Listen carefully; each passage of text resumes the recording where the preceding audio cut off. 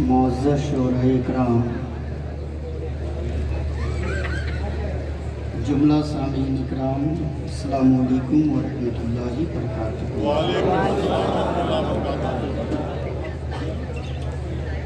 अल्हम्दुलिल्लाह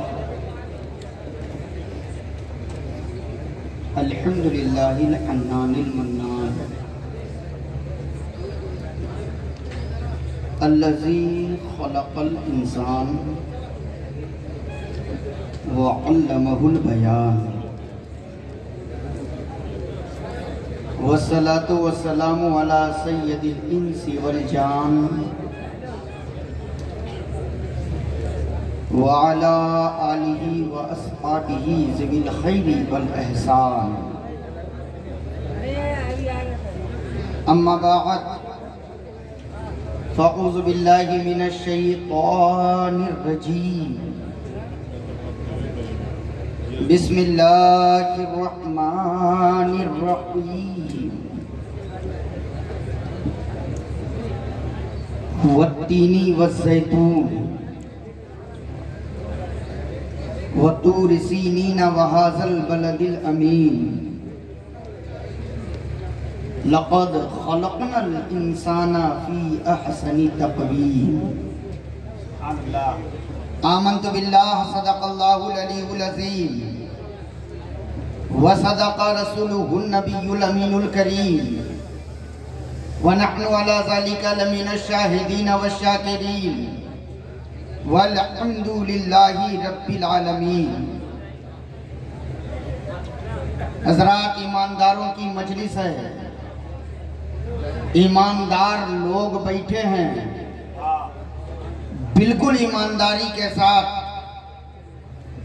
आगे से लेकर पीछे तक, दाएं से लेकर बाएं तक तमामी हजरात मुस्तफ़ा जाने रहमत की बारगाह में बावाज़े बुलंद दुरूद व सलाम का हदिया मोहब्बत पेश करें।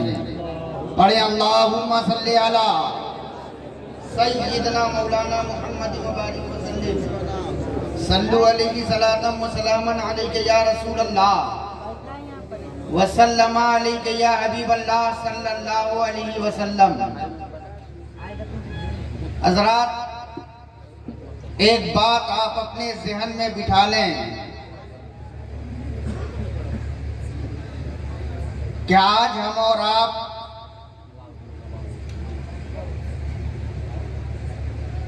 यहाँ किसी लीडर के नाम पर जमा नहीं हुए हैं।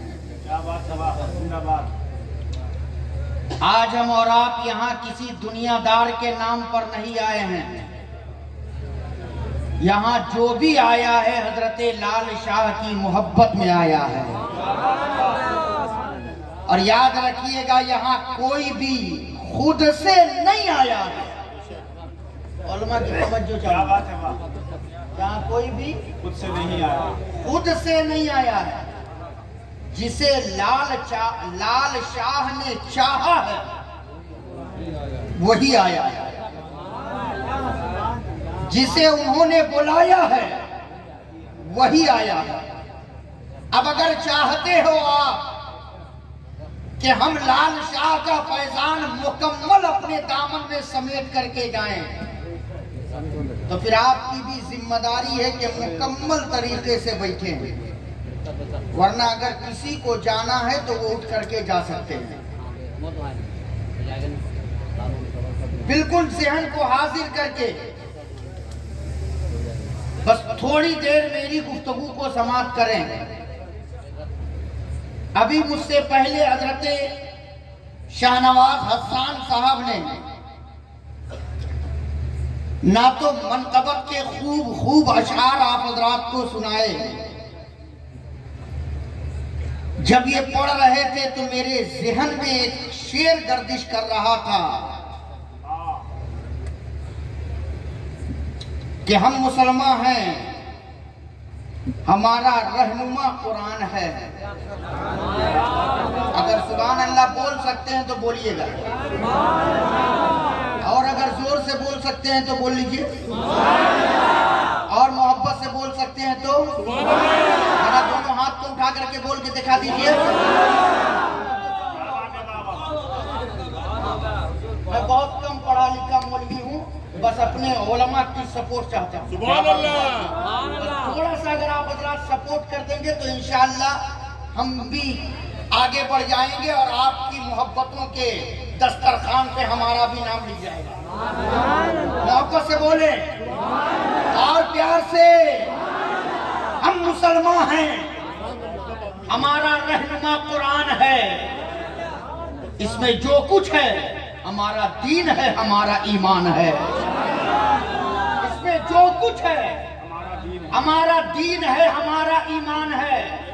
और अनवार साहब अल्हम्दुलिल्लाह सिर्फ स्टेज की दुनिया के फनकार नहीं, अल्हम्दुलिल्लाह रात के वक्त बड़ों को पढ़ाते हैं तो दिन के वक्त बच्चों को पढ़ाते हैं।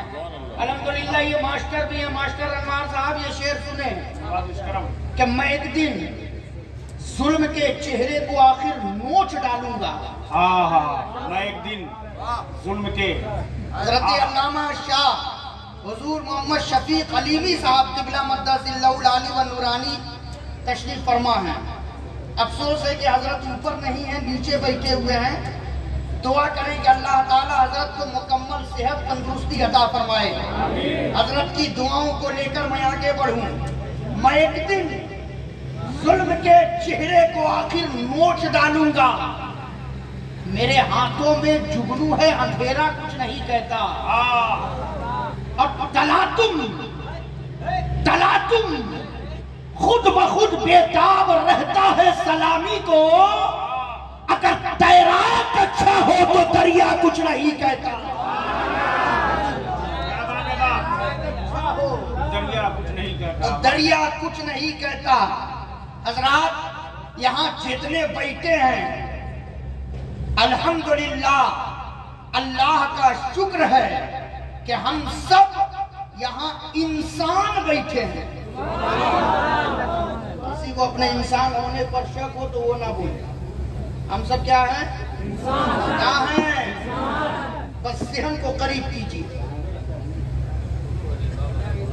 अल्लाह तबारक व तआला जल्ला मजदूर करीम का हम पर और आप पर इतने एहसानात हैं, इतने एहसानात हैं कि अगर हम परवरदिगारे आलम के एहसानात को गिनना चाहें, शुमार करना चाहें तो गिनते गिनते थक जाएंगे, मर जाएंगे, कैलकुलेशन का निजाम फेल हो जाएगा, हिंद से खत्म हो जाएंगे, मगर हम अपने रब के एहसानात को शुमार ही नहीं कर सकते। इतने एहसानात हैं मेरे परवरदिगार का हम पर और आप पर, लेकिन तमाम एहसानों में परवरदिगार आलम का हम पर और आप पर जो सबसे बड़ा एहसान है वो ये है कि मेरे रब ने हमें और आपको लाखों करोड़ों अनवाओ अक़साम की मखलूकात में से चुन करके मेरे रब ने हमें और आपको इंसान बना दिया। क्या बनाया? पूरा मजमा बोले क्या बनाया? 5 मिनट आप मेरा साथ दे दो, फिर मुझे अपने ऊपर भरोसा है। घंटा 2 घंटा तो संभाल ही सकता हूँ। मोहब्बत से बोले। मैं हमेशा एक जुमला कहता हूँ, सिंगल हड्डी देख करके घबराइएगा नहीं। याद रखिएगा, जब मेरे गौस की बारगाह का पतला दुबला कुत्ता शेर को फाड़ सकता है तो आला हजरत का ये गुलाम भी दुश्मनों के सीने पे चढ़कर फतेहयाबी का झंडा गाड़ सकता है। अल्लाह ने हमें और आपको क्या बनाया? क्या बनाया? ये कोई मामूली नेमत नहीं, ये मेरे रब की दी हुई बहुत बड़ी नेमत है जो मेरे रब ने हमें और आपको अता किया। वरना हम सोचे वो मेरा रब चाहता तो हमें कोई जानवर बना देता, हम क्या कर लेते? मेरा रब चाहता तो हमें कोई परिंदा बना देता, हम क्या कर लेते?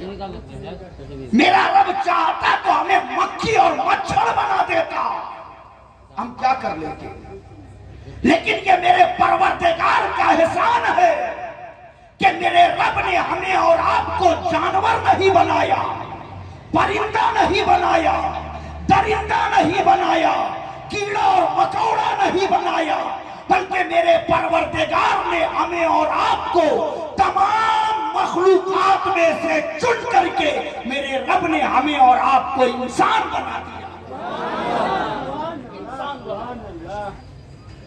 और फिर इंसान बनाने के बाद मेरे रब ने हमें और आपको एक मकाम अता फरमाया। मुफ्ती साहब की तवज्जो चाहूंगा, एक मकाम अता फरमाया, एक मर्तबा मेरे रब ने हमें और आपको दिया, एक इज्जत मेरे रब ने हमें और आपको अता फरमाई। मकाम क्या दिया? परवरदिगार आलम ने हमें और आपको तमाम मखलूकात में से चुन करके इंसान बनाकर, इंसानों में अशरफुल मखलूकात बनाकर मेरे रब ने हमें और आपको पूरी कायनात का इमाम बना दिया। क्या बनाया? क्या बनाया? इमाम बनाया। और आगे बढ़े, इंतजार करो मैं कहना क्या चाहता हूं। इमाम बनाया। यहीं तक नहीं, मेरे रब ने जो खास तौर पर हम पर और आप पर जो एहसान किया, पहला एहसान मेरे रब का कि मेरे रब ने हमें और आपको क्या बनाया? आज इंसानों की कमी नहीं है, गली गली में इंसान, नगर नगर में इंसान, शहर शहर में इंसान, गांव देहात कस्बा में इंसान, हर तरफ इंसान ही इंसान। मशरिक की तरफ देखो तो इंसान, मगरिब की तरफ देखो तो इंसान, शुमाल की तरफ देखो तो इंसान, जुनूब की तरफ देखो तो इंसान, हर तरफ इंसान ही इंसान। अगर कोई हिंदू है तो वो भी इंसान, अगर कोई मजूसी है तो वो भी इंसान, अगर कोई ईसाई है तो वो भी इंसान, अगर कोई यहूदी है तो वो भी इंसान, अगर कोई राफजी है तो वो भी इंसान, अगर कोई कादियानी है तो वो भी इंसान, अगर कोई बदअकीदा है तो वो भी इंसान, अगर कोई शिया है तो वो भी इंसान। हर तरफ इंसान ही इंसान। लेकिन मेरे परवरदिगार का हम पर और आप पर जो सबसे बड़ा एहसान है वो ये है कि मेरे रब ने हमें और आपको तमाम मखलूकात में से चुन करके इंसान बनाकर, इंसानों में अशरफुल मखलूकात बनाकर, मुस्तफा जाने रहमत की उम्मत में पैदा फरमाकर मेरे रब ने हमें और आपको मुसलमान बना दिया। ये मेरे रब का एहसान है कि मेरे रब ने हमें और आपको क्या बनाया? इंसान के साथ साथ मुसलमान बनाया। मेरे रब ने हमें और आपको मुसलमान बनाया।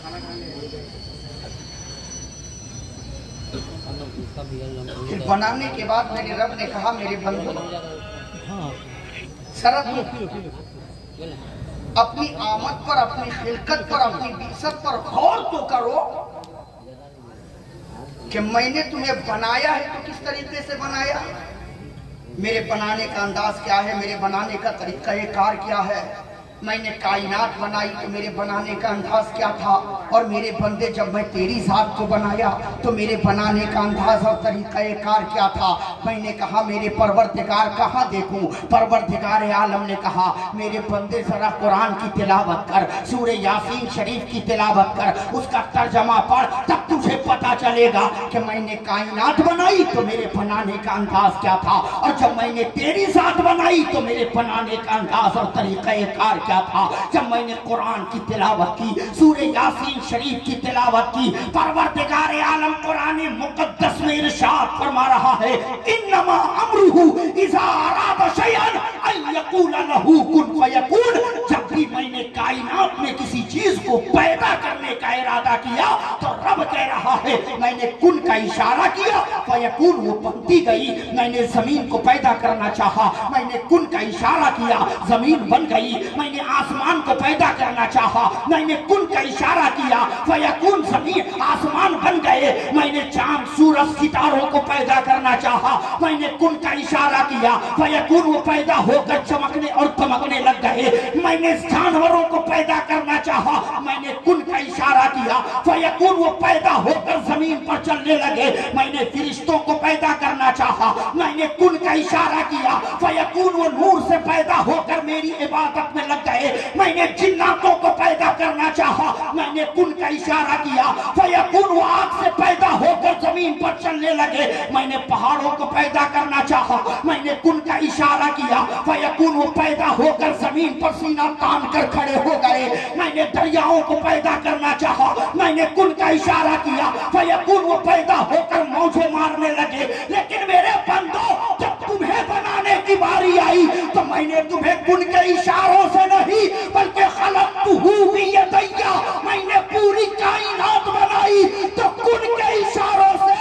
और मेरे बंदो, जब तुम्हें बनाने की बारी आई तो मैंने तुम्हें कुन के इशारों से नहीं बल्कि अपनी कुदरत के हाथों से मैंने तुझे बनाया है। अपने दस्ते कुदरत से मैंने तुझे बनाया है। सारी कायनात को मैंने लफ्ज़े कुन से बनाया।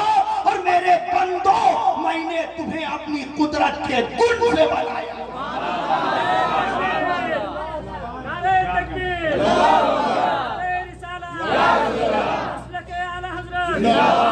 हाजी लाल शाह बाबा रहमतुल्लाह अलैहि जिंदाबाद।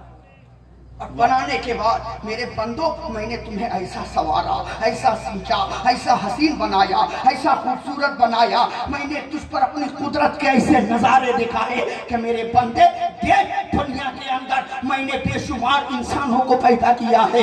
दुनिया के अंदर मैंने अनगिनत इंसानों को पैदा किया है। कितने दुनिया में आए, कितने हैं, कितने चले गए, कितने कयामत तक आएंगे। लेकिन मेरे बंदों जरा गौर करो, मैंने बनाया हर एक को है, हर एक को मैंने बनाया। लेकिन मेरे बंदों, मेरे बनाने का अंदाज देखो, मेरे बनाने का तरीका कार देखो। मैंने आंखें सबकी एक, मैंने सबको आंखें एक जैसी अता की, मैंने लब सबको एक जैसी अता की है, मैंने दांत सबको एक जैसे दिए, मैंने कान सबको एक जैसा दिया, मैंने सबों को 2 हाथ दिया है, मैंने सबों को 2 पांव दिया है।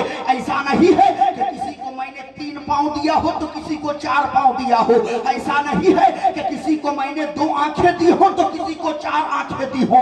ऐसा नहीं है कि मैंने किसी को 2 हाथ दिया हो तो किसी को 4 हाथ दिया हो। मेरे बंदों गौर करो, आंखें मैंने सबों को 2 दी है, हाथ मैंने सबों को 2 दिया है, पांव मैंने सबों को 2 दिए हैं। लेकिन मेरे बंदों, एक जैसा बनाने के बाद भी मैंने किसी को एक दूसरे से मिलने नहीं दिया है, किसी को एक दूसरे की तरह लगने नहीं दिया है।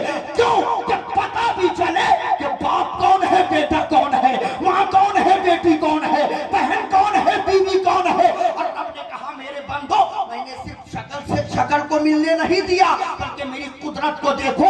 मैंने एक दूसरे की अकल से अकल को मिलने नहीं दिया, मैंने एक दूसरे की सोच से सोच को मिलने नहीं दिया, मैंने एक दूसरे के ख्याल से ख्याल को मिलने नहीं दिया, मैंने एक दूसरे की फिक्र से फिक्र को मिलने नहीं दिया। मेरे बंदो, मैंने तुझे ऐसा बनाया है, ना मैंने तुझे एक दूसरे से मिलने दिया है, ना एक दूसरे की तरह लगने दिया। मेरे रब की कुदरत है। क्या बात है, जिंदाबाद। अभी मैं दिखा रहा हूँ अजमत इंसान, इसके बाद बताऊंगा गफलत इंसान। ज़हन को करीब करो। मेरे रब ने हमारे लिए इतना किया, हम अपने रब के लिए क्या कर रहे हैं? मेरे रब ने हमें और आपको इतनी नेमतें दी, लेकिन हम परवरदिगार के लिए 24 घंटे में कौन सा काम कर रहे हैं? कभी हमने सोचा? यहीं तक नहीं। परवरदिगार ने कहा मेरे बंदो, दुनिया के अंदर मैंने खूबसूरत खूबसूरत चीजों को पैदा किया है। दुनिया के अंदर आप पहाड़ों पर घूमने जाते हैं, पहाड़ों का नजारा करने के बाद आप कहते हैं कि दुनिया में पहाड़ कितना खूबसूरत है। कहते हैं ना, आप समुद्रों के करीब गए, आप समुद्रों के लहरों को देखकर कहते हैं कि इन समुद्रों के लहरों से ज्यादा कोई खूबसूरत हो नहीं सकता, ये कितना खूबसूरत है। आप बागों में हरियालियों के करीब जाते हैं, तो उनकी हरियाली को देखकर कहते हैं कि हरियाली कितनी खूबसूरत है। आप अगर कोई खूबसूरत जानवर देख लें तो जानवर को कहते हैं कि ये जानवर कितना खूबसूरत है। आप परिंदों को देखकर कहते हैं ये परिंदा कितना खूबसूरत है।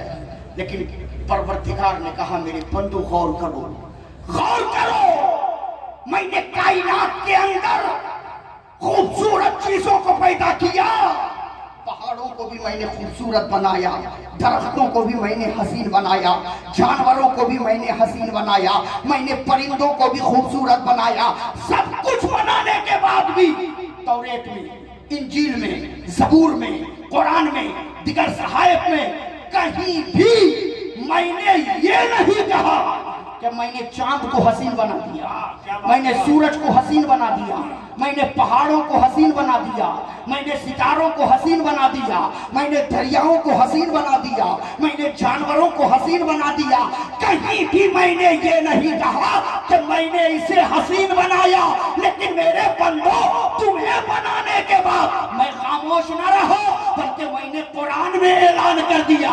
और सिर्फ ऐलान ही नहीं बल्कि कसमें उठा उठा कर मैंने कहा वत्तीन वज़ैतून वतूर सीनीन वहाज़ल बलदिल अमीन लक़द खलक़नल इंसाना फ़ी अहसनि तक़वीम। मुझे तीन की कसम, ज़ैतून की कसम, तूर सीना की कसम, महबूब तेरे शहर की गलियों की कसम, मैंने पूरी कायनात को हसीन बनाया है।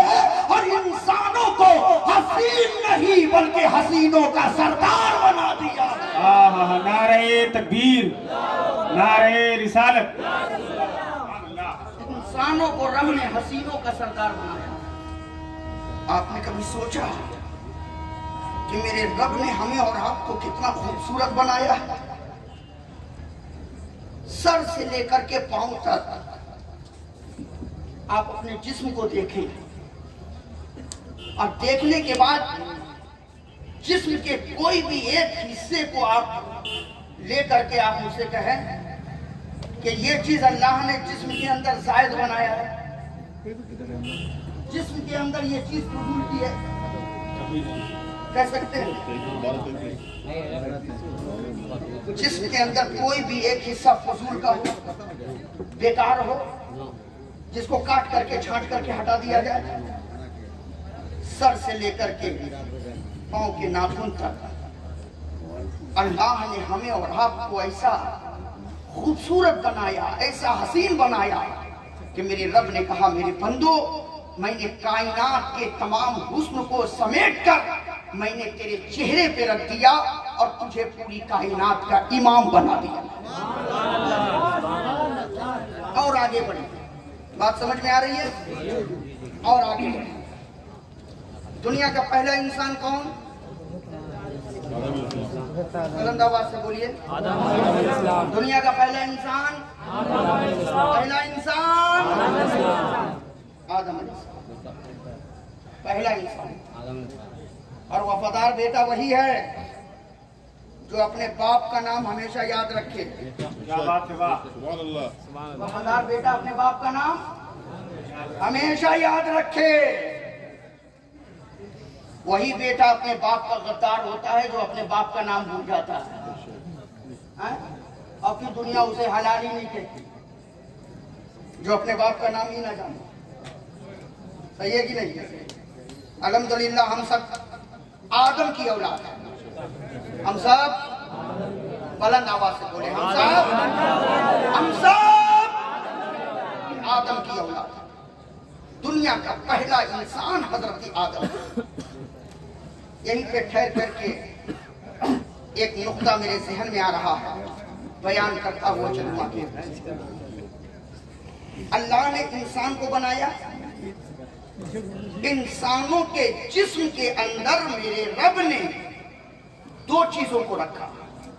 कितनी चीजें? कितनी चीजें? दो चीजें क्या हैं?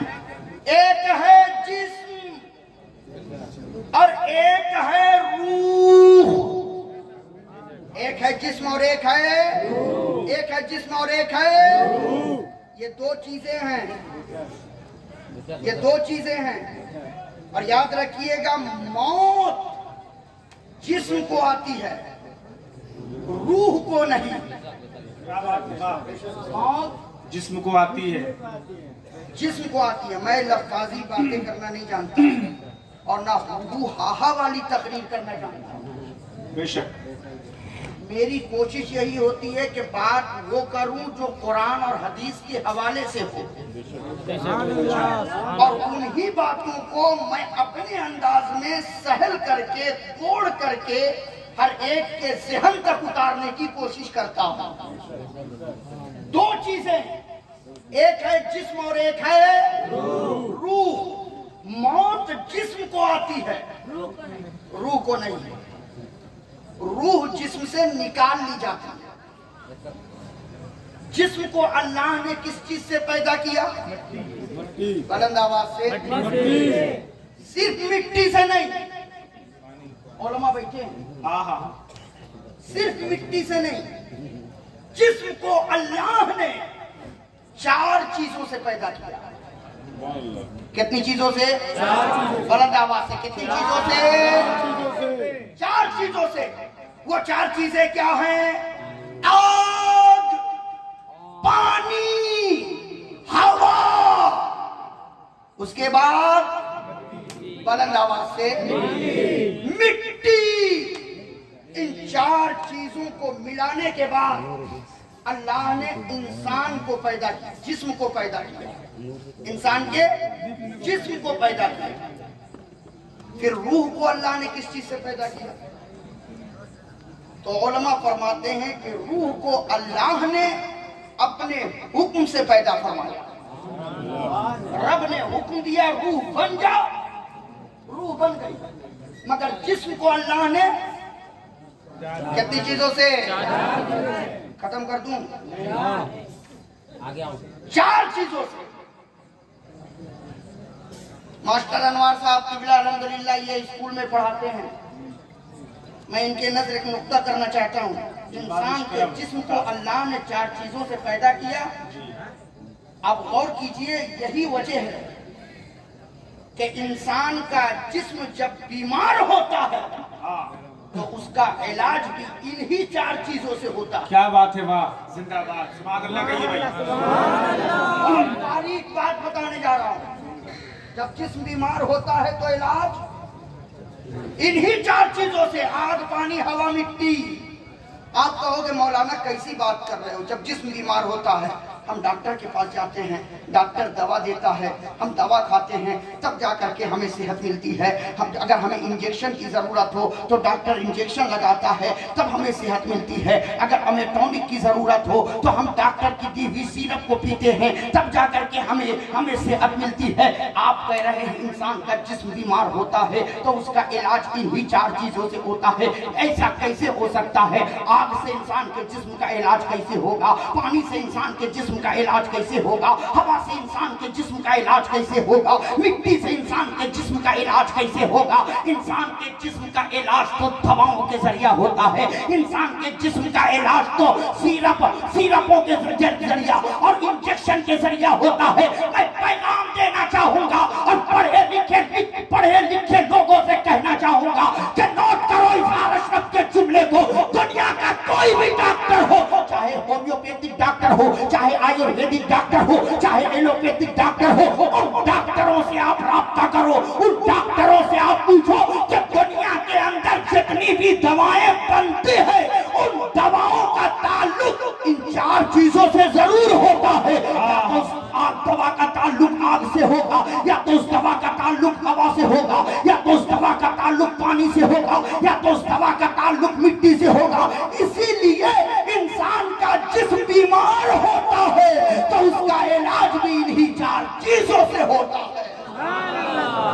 अच्छा है, वाह, अच्छा नुक्ता है, वाह, सुभान अल्लाह। 4 चीजों से। और एक जुमला और सुनिए, जिस्म बीमार होता है, आपने देखा है?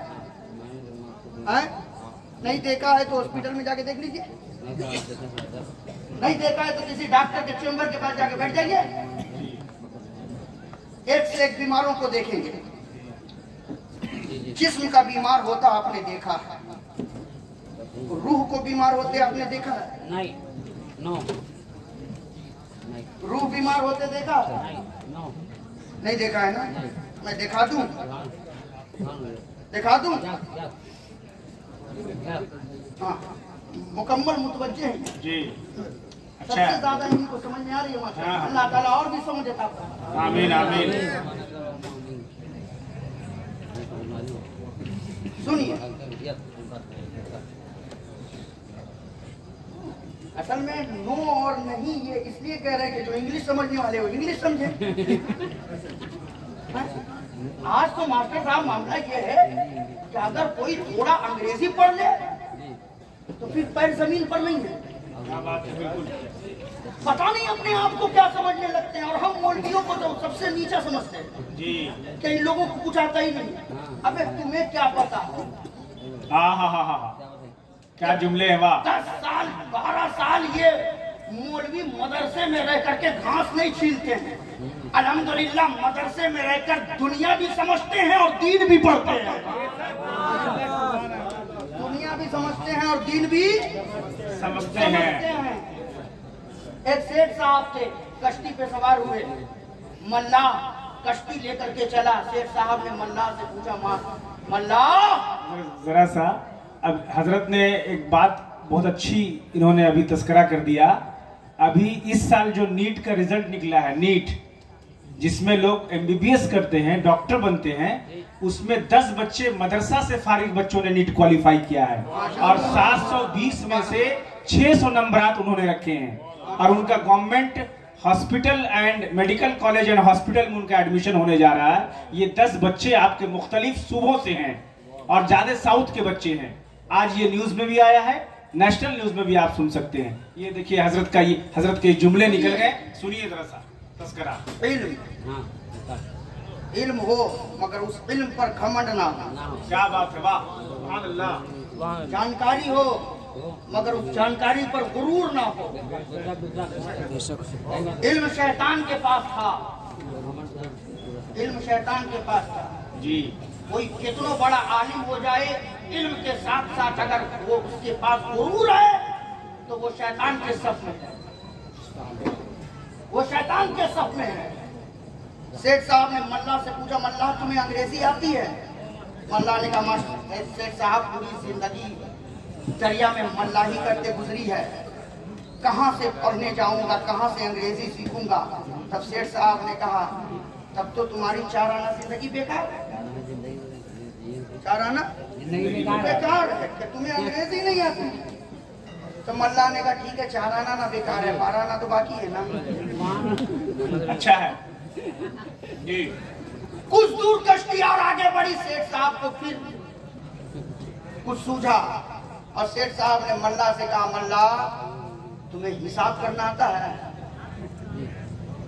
मल्लाह ने कहा, बस 2 4 और 4 का 8 इतना ही करना जानता हूँ, उसके आगे नहीं जानता।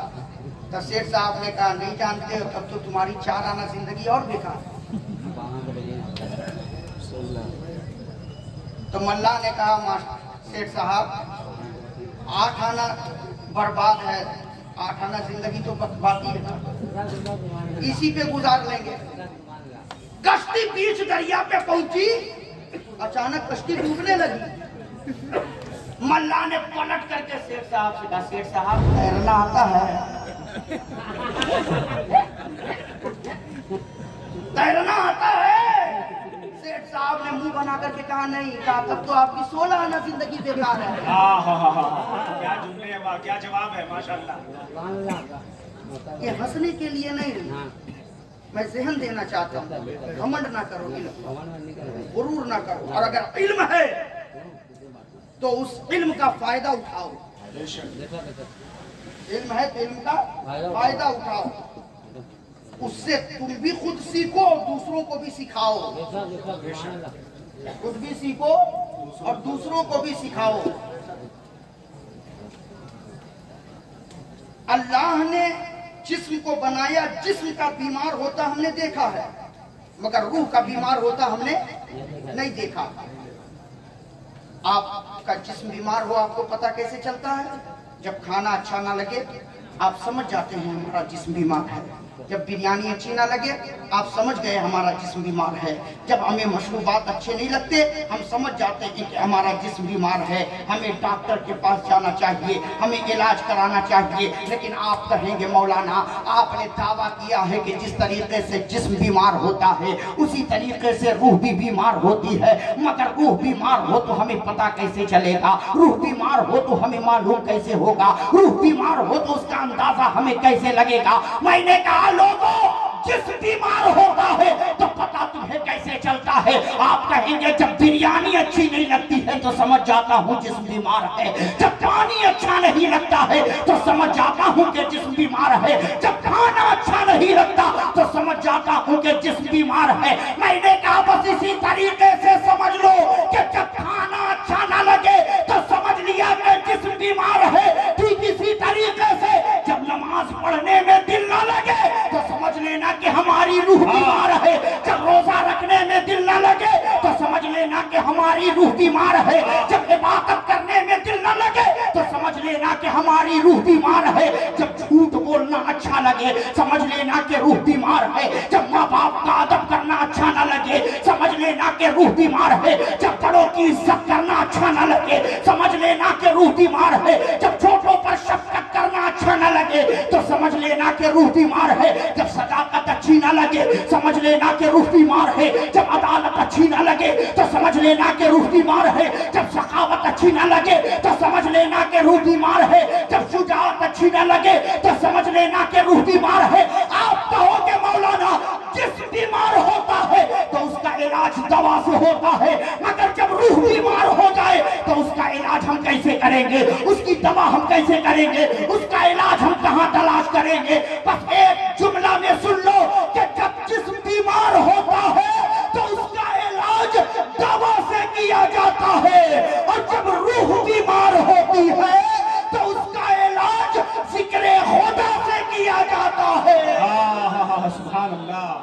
नारे तकबीर, नारे रिसालत, तस्करे जिक्र इलाही, नारे तकबीर।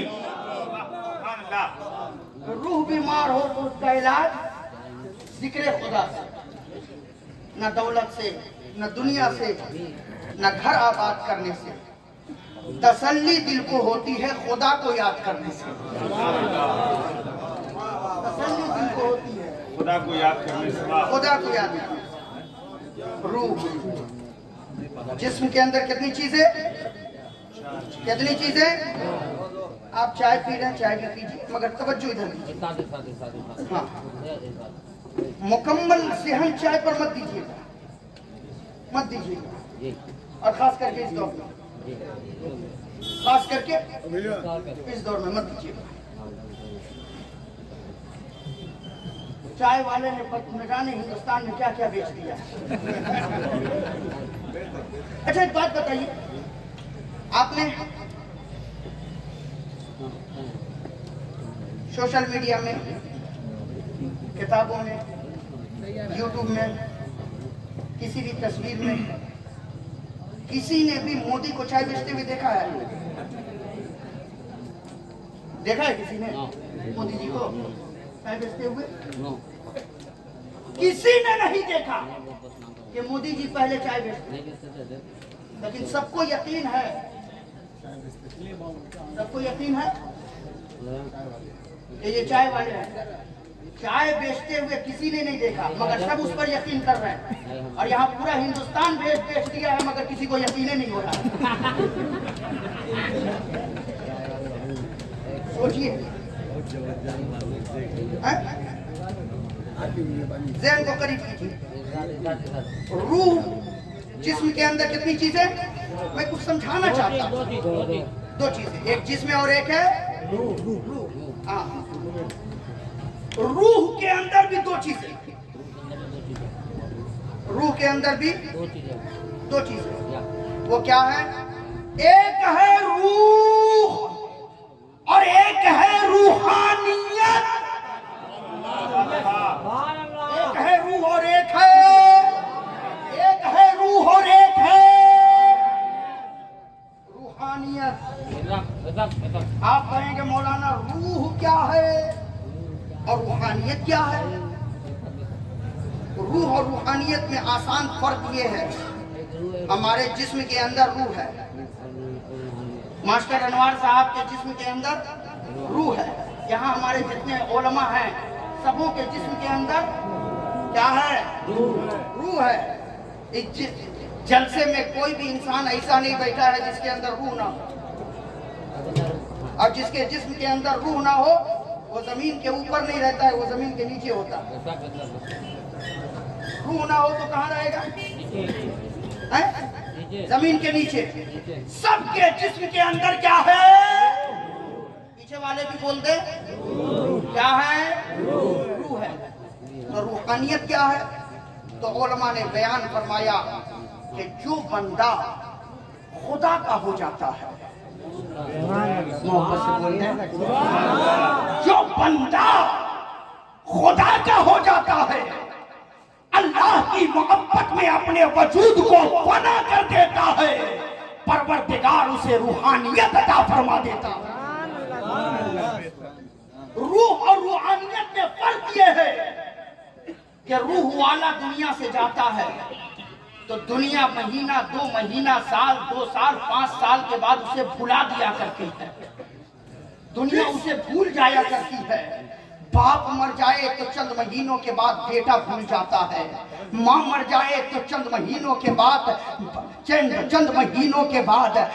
बेटे औलाद भूल जाते हैं, शौहर मर जाए तो चंद सालों के बाद बीवी भूल जाती है, बीवी मर जाए तो बस कुछ ही दिनों के बाद शौहर भूल जाता है। याद रखना, ये जो दुनिया से जाने वाले जा रहे हैं और लोग इन्हें भुला दे रहे हैं इसलिए कि ये सिर्फ रूह वाले हैं। रूह वाला दुनिया से जाता है तो उसे भुला दिया जाता है, मगर जो रूहानियत वाला होता है दुनिया उसे फरामोश नहीं करती है, दुनिया उसे भुलाया नहीं करती है। आज न जाने कितने साल का अरसा गुजर गया इस दुनिया से गए हुए हजरत लाल शाह को, मगर आज भी दुनिया इन्हें याद कर रही है। आज 100 साल से भी शायद का अरसा हजरत सखावत अली शाह को दुनिया से गुजरे हो गया, मगर आज भी दुनिया उन्हें याद कर रही है। आज न जाने कितने साल का अरसा हुजूर मुजाहिदे मिल्लत तो इस दुनिया से रुखसत हुए वो हो गया, मगर आज भी दुनिया उन्हें याद कर रही है। यही तक नहीं, 100 साल से शायद आला हजरत तो इस दुनिया से रुखसत हुए हो गया, मगर आज भी दुनिया आला हजरत के नाम का नारा लगा रही है, गरीब नवाज को याद कर रही है, गौसे आजम को याद कर रही है। क्यों? तो जवाब मिलेगा कि ये अल्लाह वाले सिर्फ रूह वाले नहीं बल्कि रूहानियत वाले हैं, और जो रूहानियत वाला होता है वो जमीन पर होता है तो भी याद किया जाता है, और जमीन में होता है तो भी याद किया जाता है।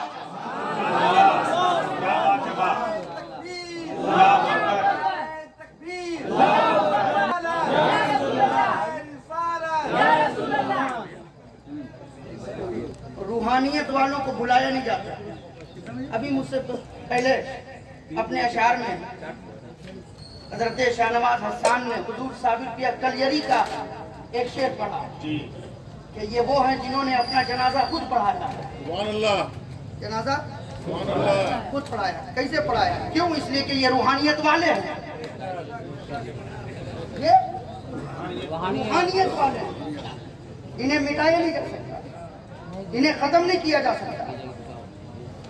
इसलिए अल्लाह वालों से दिल लगा के रखो।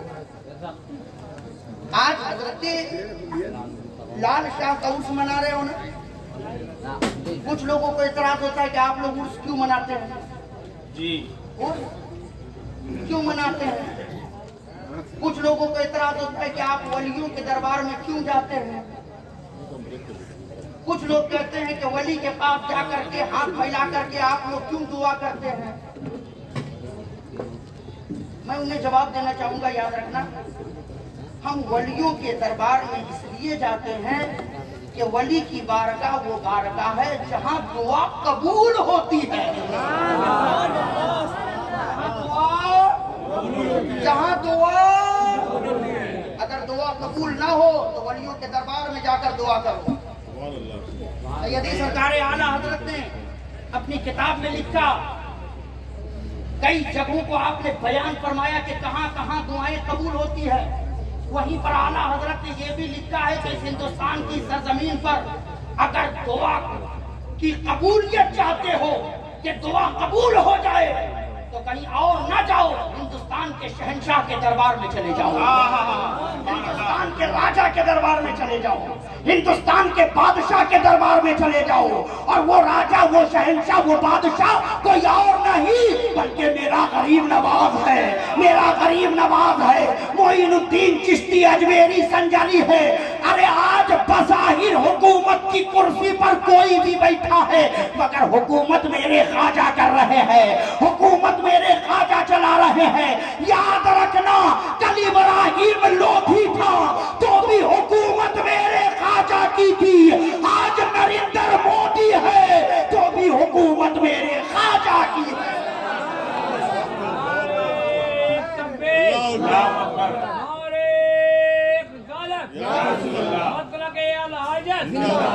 लाल मोहम्मद शाह बाबा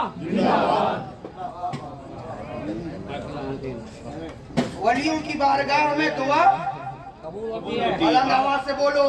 ये अपनी तरफ से नहीं कह रहा हूँ, अल्हम्दुलिल्लाह दलील भी दे सकता हूँ। दे दूं दलील दे दूं, संभाल पाएंगे?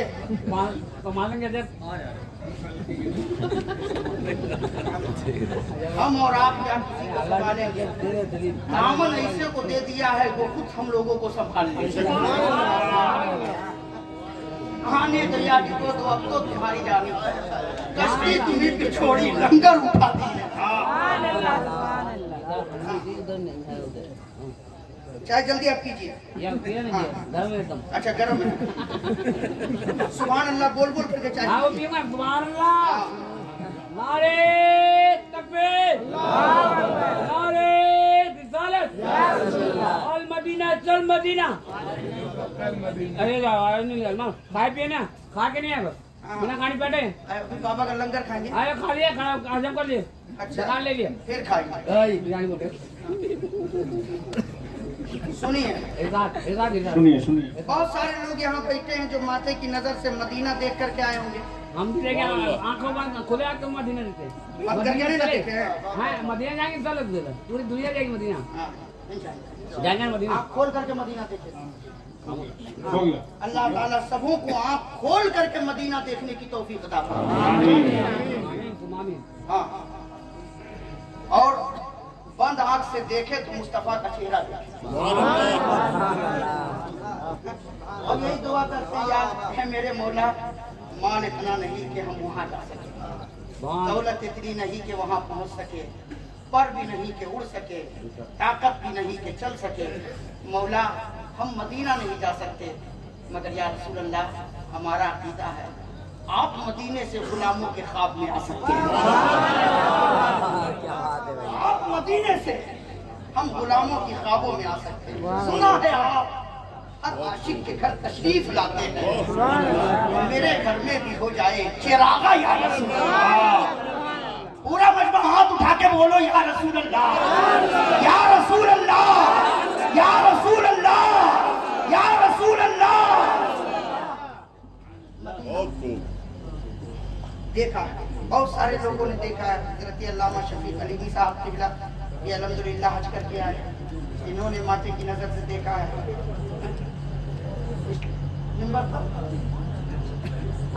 आप गए माशाल्लाह। अल्लाह ताला हमारे तमाम उलमा को जल्द से जल्द सिर्फ उम्रा ही नहीं हज करने की भी तौफीक अता फरमाए। उम्रा भी और हज भी हो। सुनिए हज़रत अल्लामा शफीक अली साहब किबला अल्हम्दुलिल्लाह हज करके लौटे हैं। हजरत कितने ऐसे भी होंगे जो इस साल हज करके आए होंगे। आप हजरत से पूछे कि हज करने के लिए गए। सुनिएगा मास्टर अनवर साहब, वरमा की तवज्जो, दुआ के तलबगार। सुनिए वलियों की बारगाह में कैसे दुआ कबूल हो, कैसे हज करने के लिए हजरत गए। हज के अरकान में जरूरी है, लाजिम है कि जहां हज के तमाम अरकान को अदा करना है वहीं पे मैदान अरफात में भी दाखिल होना है। मैदान अरफात नहीं गए, अरफात में वकूफ नहीं किया, अब तमाम अरकान अदा कर लिए, हज हुआ ही नहीं, हज हुआ नहीं। हज के लिए शर्त है, लाजिम है अरफात में जाना।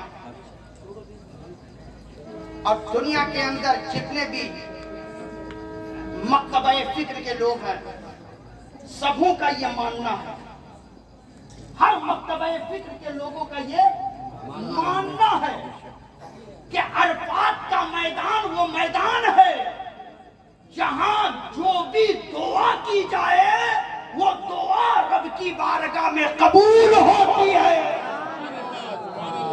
हर मक्तबा फिक्र के लोगों का मानना है कि अरफात के मैदान में दुआ कबूल होती है। अरफात के मैदान में दुआ कबूल, वजह क्या है, मामला क्या है? दुनिया के अंदर मैदान तो बहुत है, दुनिया के अंदर खाली जगह तो बहुत है। हिंदुस्तान में दिल्ली के अंदर बहुत बड़ा रामलीला मैदान है, वहां दुआ की कबूलियत क्यों नहीं होती? आपके राजकानपुर में भी बहुत सारे मैदान होंगे, वहां दुआ कबूल क्यों नहीं? लेकिन अरफात के मैदान ही में दुआ की कबूलियत क्यों? क्या अरफात में हाजी जाकर रब की बारगाह में जो भी दुआ करता है, हज के अय्याम में जो भी जाता है अरफात में, कोई तस्बीह नहीं, कोई दुरूद नहीं पढ़ता, सब रब की बारगाह में हाथ उठाकर कहता है मौला हम गुनहगार हैं माफ कर दे, मौला हम खताकार हैं माफ कर दे, मौला हम बीमार हैं सेहत दे दे, मौला परेशान है परेशानी को दूर कर दे, मौला हमारी बीवी बच्चों की हिफाजत फरमा, मौला घर वालों की हिफाजत फरमा, मौला खानदान वालों की हिफाजत फरमा। हर गुनहगार अरफात के मैदान में जाता है, रब की बारगाह में गिड़गिड़ा गिड़गिड़ा कर दुआ करता है, रो रो करके दुआ करता है, और जब वहां से निकलता है तो ठंडक अपने दिल के अंदर महसूस करता है कि हमने अरफात में दुआ किया है, हमारी दुआ रब की बारगाह में कबूल हो गई है, मेरा रब हमारी दुआ को कबूल कर लिया है। आखिर अरफात के मैदान में दुआ की कबूलियत क्यों? क्यों? मैदान है, लेकिन अरफात के मैदान में दुआ की कबूलियत? तो उलमा से पूछो, उलमा कहेंगे याद रखना अरफात का मैदान वो मैदान है जहां हम सबों के बाप, कौन है हम सबों के बाप, और हम सबों की माँ और दादी कौन? हजरत हव्वा। अरफात का मैदान वो मैदान है जहां हजरत आदम और हव्वा की मुलाकात हुई है। आदम और हव्वा की मुलाकात हुई है। अब दलील दे रहा हूं, सुनो। तो वहां दुआ कबूल होती है, तो वलियों के दरबार में भी दुआ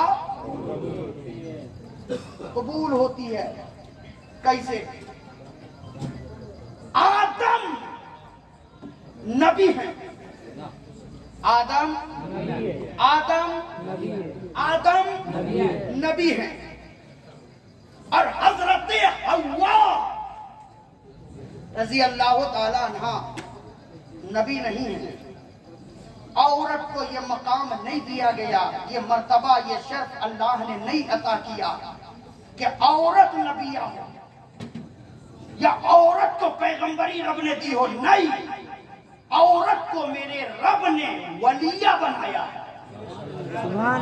औरत को रब ने, औरत वलिया हो सकती है। वलिया नहीं समझ रहे तो वली समझते हैं ना। मर्द को वली कहा जाता है और औरत को वलिया कहा जाता है। वलिया बनाया। हजरत हव्वा वलिया है और हजरत आदम नबी है।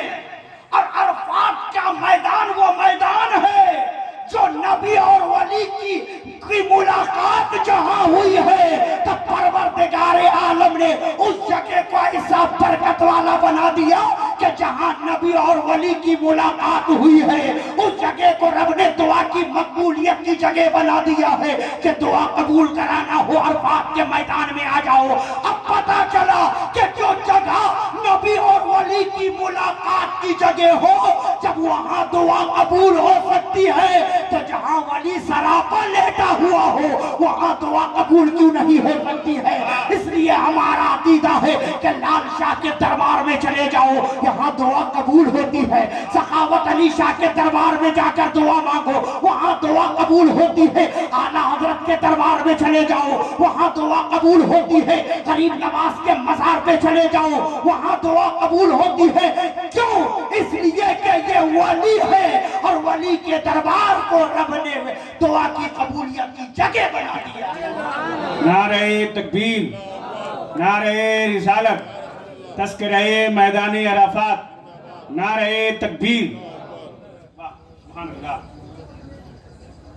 इसलिए वलियों के दरबार में जाकर के दुआ कीजिए।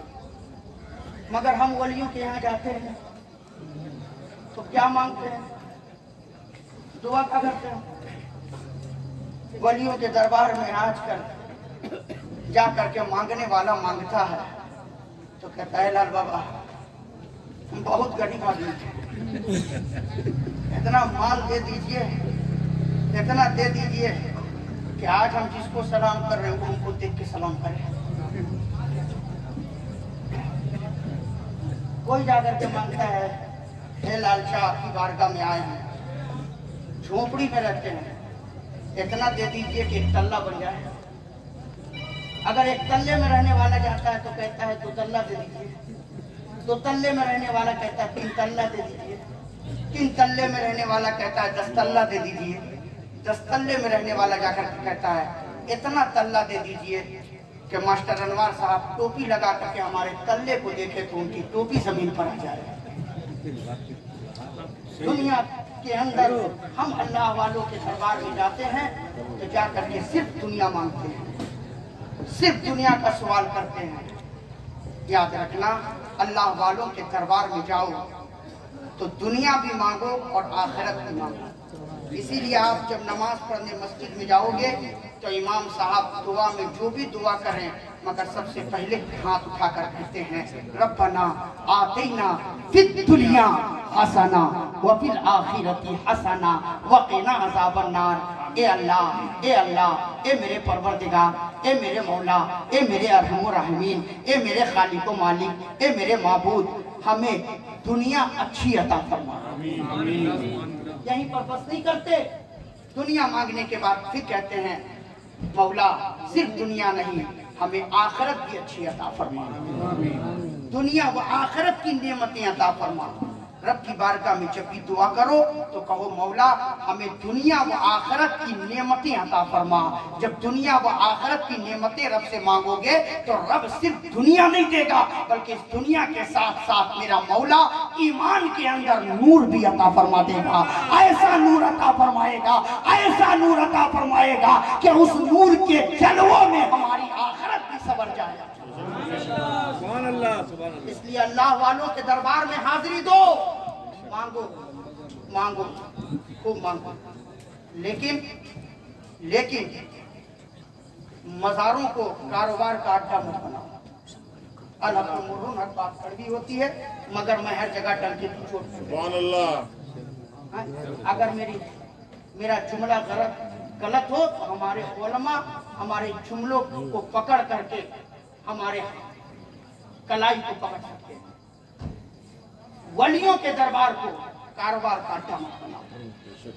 वलियों के दरबार में इस तरीके से न पेश आओ कि लोग बदसन होकर के बदसन आपसे होंगे, कहीं जबान से वलियों के खिलाफ कोई जुमला न निकल जाए, उसके भी गुनहगार आप होंगे। किसी के ऊपर इस तरीके से मजारों पे रह करके जुल्म ना करो कि आपको देना ही होगा। अजमेर में देखिए अभी एक वीडियो बहुत तेजी के साथ सोशल मीडिया पे बड़ी तेजी के साथ फैली, बहुत तेजी के साथ। वो वीडियो कौन सी है? शहाब टूटू केरल से चला पैदल हज के लिए, पैदल हज के लिए। कितने लोगों ने कहा कि नहीं ये गलत है, नहीं जाना चाहिए, जानबूझ के अपने जिस्म को तकलीफ नहीं देनी चाहिए। सब अपनी अपनी राय लिखी, जाना चाहिए नहीं जाना चाहिए वो मुफ्तियाने इकराम उसका जवाब देंगे। और वो अगर जा रहा है तो हम उसके लिए बुरा ना कहें, बल्कि दुआ करें कि अल्लाह ताला अपनी बारगाह तक उसे पैदल ही बुला ले, पहुंचने की तौफीक अता फरमाए, पैर में ताकत कुव्वत अता फरमाए, हिम्मत अता फरमाए। बड़ी तेजी के साथ वीडियो फैली, मगर अजमेर पहुंचने के बाद मामला बिगड़ गया, मामला बिगड़ गया। मैं कहीं एक जगह को निशाना नहीं बनाऊंगा, हर जगह को ये कहूंगा कि मजार के खुदामों से, उनके देख रेख करने वालों से, कि आने वाला मज़ारों पे आता है तो हर आदमी खुशहाल नहीं आता, बल्कि दिलों का बीमार भी आता है, मुसीबतों का मारा भी आता है, परेशानियों का लगा भी आता है, परेशान हाल भी आता है। अगर आ रहा है तो आप उसको लूट खसोट करके और बीमार ना बनाओ, बल्कि ऐसा इखलाक पेश करो कि यहाँ से जाए तो उसे ये महसूस हो कि ये अल्लाह वाले का करम है कि हम उनके दरबार में गए हैं तो हमें मोहब्बतों से नवाजा गया, हमें मोहब्बतें दी गई, मोहब्बतें दी गई। इसलिए निशाना न बनाओ। बहुत तेजी के साथ शहाब शुक्र के वीडियो को लोग वायरल कर रहे थे, तो मैंने अपनी तकरीर में लखनऊ में मैंने कहा था कि सिर्फ वीडियो ही वायरल करोगे या कभी उस पर तवज्जो भी दोगे? ये कभी सोचा कि एक शहाब केरल से काबा जाने के लिए पैदल चल पड़ा और हम वीडियो ही शेयर करने में लगे हैं? कभी हम ये नहीं सोचे कि जब वो केरल से मक्का पैदल जाने को तैयार हो सकता है तो हम अजान सुन करके अपने घर से मस्जिद क्यों नहीं जा सकते? अजान सुन करके अपने घर से निकल करके हम मस्जिद क्यों नहीं जा सकते? हम जा करके मस्जिद में जाकर के इबादत क्यों नहीं कर सकते? सिर्फ वीडियो ही। अभी मास्टर अनवर साहब ने बहुत बड़ी बात कही कि बहुत अच्छा है कि हिंदुस्तान के आज़ादी के वक्त में सोशल मीडिया का दौर नहीं था। हाँ, वरना सब सोशल मीडिया पे लिख करके कहते कि हिंदुस्तान आज़ाद हो रहा है, दुआ करो, हिंदुस्तान आज़ाद हो रहा है, दुआ करो। और सिर्फ दुआ ही करते रहो घर के अंदर बैठ कर। जहाँ दुआ की जरूरत पड़ी है वहाँ मेरे बुजुर्गों ने दुआ की है, मैदान में निकलने की जरूरत पड़ी है वहाँ हमारे बुजुर्गों ने मैदान में निकल करके दुश्मनों का मुकाबला किया है, सब इस्लाम के परचम को बुलंद किया है। हुसैन करबला में सिर्फ दुआ नहीं कर रहे थे, बल्कि आशूरे की रात हुसैन ने अपने खेमे में पूरी रात दुआ की है। तो सुबह मैदान में भी मेरे हुसैन मैदान में, सुबह मैदान में भी निकले हैं। इसलिए अपने आप को समझो, अपने मर्तबे को समझो। मैं जहाँ से छोड़ा था फिर वहीं आकर के बात को मुकम्मल करने की कोशिश करूँ कि अल्लाह ने दुनिया के अंदर सबसे पहला इंसान किसको बनाया? बुलंद आवाज से बोलो, आदम अलैहिस्सलाम। ताकत है ना अभी आप रात को 5-10 मिनट बर्दाश्त करने की? कर सकते हैं बर्दाश्त?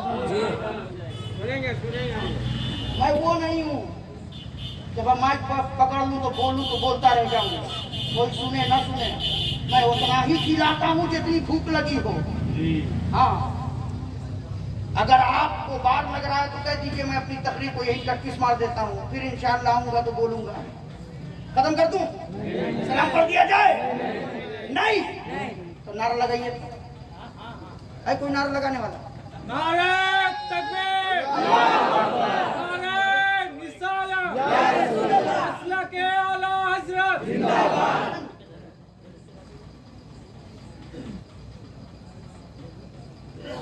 कोई ये सोच करके परेशान ना हो कि मौलाना मोहम्मद अहमद नक्शबंदी साहब नहीं आए जी, परेशान ना हो। बस ये ज़हन में बिठा लेना कि जिसे उन्होंने चाहा तो उसे ही यहाँ बुलाया। हक है। और इस जलसे में मेरी पहली हाजिरी नहीं है जी, ये मेरी तीसरी हाजिरी जी जी, ये तीसरी तकरीर में है अल्हम्दुलिल्लाह। हाँ, खूब अच्छे से जानते हैं। एक ही तकरीर नहीं, राजगानपुर, सुंदरगढ़ और खटपुर बहार, भिलाईगढ़, इन सब एरियो में बहुत सारी तकरीरें हुई हैं मेरी, इसलिए खूब करीब से जानता हूँ। हराम की तरफ मत बढ़ो, 1 रुपया कमाओ मगर हलाल का कमाओ, हलाल खाओ और अपने बच्चों को हलाल खिलाओ। क्या बात है। वरना हराम की कमाई ज्यादा दिनों तक नहीं रहती और हराम की कमाई हराम चीजों की ही तरफ निकल जाती है और आपको उसका एहसास नहीं होता और हमारे और आपके घरों में बहुत सारी बीमारियां देकर के जाती हैं जो कभी हम और आप उसको समझ नहीं सकते हैं। लेकिन जिस दिन गौर कर लीजिएगा उसी दिन आपको बात समझ में आ जाएगी कि हराम का 1 रुपया, हराम का 100 रुपया बेकार है, हलाल की कमाई का 1 रुपया 100 रुपयों के बराबर है। इसलिए हलाल पर तवज्जो दीजिए, खुद भी हलाल खाइए, अपने बच्चों को भी हलाल खिलाइए। बच्चों को हलाल खिलाइएगा तो कल होकर के वो बच्चे अपने वालिदैन के गद्दार नहीं बनेंगे बल्कि अपने माँ बाप के वफादार बनेंगे, अपने माँ बाप के वफादार बनेंगे। दुनिया का पहला इंसान कौन है? आदम। लेकिन सुनिए, इसी पर आप अंदाजा लगा लीजिए कि मेरा रब अपने बंदों से कितनी मोहब्बत करता है और हम अपने रब से कितनी मोहब्बत करते हैं, हम अपने रब के अहकाम पर कितना अमल कर रहे हैं। अल्लाह ने जब आदम को बनाया, आदम का मुजस्सिमा बनाया तो तमाम फरिश्तों को दिया, फरिश्तों आदम को क्या करो, वाकया आपने सुना है। बस इसमें जो अहम मवाद है वो मैं आप तक पहुंचाना चाहता हूं। क्या कहा आदम को? बुलंद आवाज से बोले, क्या कहा आदम को? सजदा कर। सबों ने सजदा किया, एक अकड़ गया। कौन था? कौन था? इब्लीस। वही है सबसे बड़ा 420 और उसी की औलाद है 24। अरे वाह, क्या बात है। जो आज के दौर में सबसे बड़े हैं खबीस, जो अपने आप को कहते हैं अहले हदीस, वो अहले हदीस नहीं है, वो अहले खबीस, वो है अहले खबीस। जी सुनिए, इब्लीस ने सजदा नहीं किया। अल्लाह ने कहा कि इब्लीस तूने आदम को सजदा नहीं किया, क्यों? कहा ये मिट्टी से, मैं आग से, मैं ताकतवर हूं, इन्हें सजदा करूंगा? नहीं करूंगा। अकड़ गया, रब ने बाहर कर दिया। इब्लीस की इज्जत इतनी थी कि वो फरिश्तों का सरदार था, जन्नत के अंदर झूले में बैठ करके झूलता था, इल्म इतना के फरिश्तों को पढ़ाता था। इबादत इतनी कि कायनात के अंदर कोई जगह ऐसी नहीं जहां इब्लीस ने सजदा नहीं किया। इतनी इबादत की उसने, इतनी इबादत की, मगर फकत आदम को सजदा न किया, मेरे रब ने बाहर कर दिया। अब जरा सा ठहर करके आप सोचो, इब्लीस ने अल्लाह को सजदा करने से इनकार नहीं किया था जी? किया था? अल्लाह को सजदा करने से इब्लीस ने इनकार किया? नहीं, आदम को सजदा करने से इनकार किया। रब को तो इतना सजदा किया, इतना सजदा किया कि कायनात की जमीनें तंग पड़ गई। इतना सजदा उसने रब को किया, लेकिन आदम को सजदा नहीं किया। मेरे रब ने अपने बंदों से कहा, मेरे बंदों देखो मुझे तुमसे कितनी मोहब्बत है, देखो मुझे तुमसे कितनी मोहब्बत है। इब्लीस मेरा दुश्मन नहीं, तेरा दुश्मन था, तेरे सजदे का इनकार किया तो मैंने उसे अपना दुश्मन बना लिया। जो तेरा दुश्मन था मैंने उसे अपना दुश्मन समझ लिया और उसे मैंने बाहर कर दिया। अरे मेरे बंदो, अगर तुम मुझसे मोहब्बत करते हो, मुझसे प्यार करते हो, तो जो मेरा दुश्मन है उसे तुम अपना दुश्मन समझो, जो मेरे महबूब का दुश्मन है उसे तुम अपना दुश्मन समझो, मेरे रसूल के दुश्मन को अपना दुश्मन तुम समझोगे, अल्लाह तुम्हें अपना दोस्त समझेगा। अल्लाह तुम्हें अपना दोस्त समझेगा। नारे तकबीर, नारे रिसालत, नस्ल के आला हजरत से हाजी लाल शाह बाबा। लेकिन आज चंद पैसे हमें क्या मिल गए, थोड़ी शोहरत क्या मिल गई, थोड़ा उरूज क्या मिल गया कि आज हमारे पैर जमीन पर नहीं है।